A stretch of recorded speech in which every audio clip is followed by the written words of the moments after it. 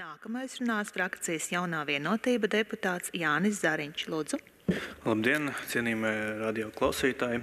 Šodien Saeimā pieņēmām vairākus nozīmīgus lēmumus, un es vēlos izcelt tos, kas, manuprāt, ir īpaši svarīgi. Pirmkārt, Saeima šodien ievēlēja jaunu ģenerālu prokuroru, amatā apstiprinājām Armīnu Meistaru.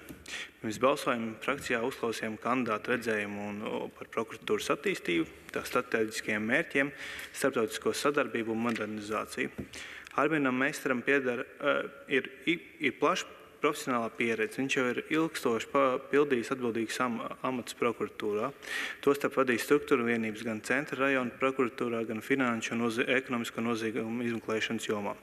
Jaunā vienotība uzskata, ka viņa kompetence un skaidrais redzējums prokuratūras attīstībā ir labs pamats, lai sistēma kļūtu vēl efektīvāka, modernas valsts vajadzībām atbilstoša un sabiedrībai caurskatāmāka.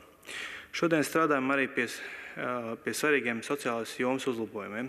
Lai risinātu sociālo darbinieku trūkumu, pieņemam grozījumus sociālo pakalpojumu sociālās palīdzības likumā.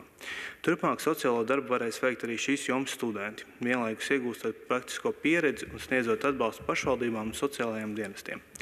Uzsākām darbu pie grozījumiem sociālā uzņēmuma likumā, lai mazinātu birokrātiju un administratīvo slogu sociālajiem uzņēmumiem.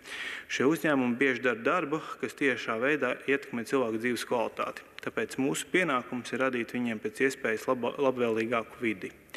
Turpinājām darbu arī pie invaliditātes likuma grozījumiem. Mērķis ir uzlabot sadarbību ar nevalstiskajām organizācijām un atvieglot administratīvās prasības cilvēkiem ar invaliditāti.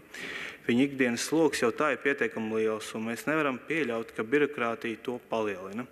Savukārt valsts civildienesta ierēģu disciplināru un atbildības likuma grozījumi paredz uzlabot amatpersonu disciplināru lietu izmeklēšanas procesu, nodrošināt lielāku caurskatāmību un taisnīgumu. Tas, kas ir būtisks, profesionāls un uzticams valsts pārvaldes nodrošināšanai. Paldies!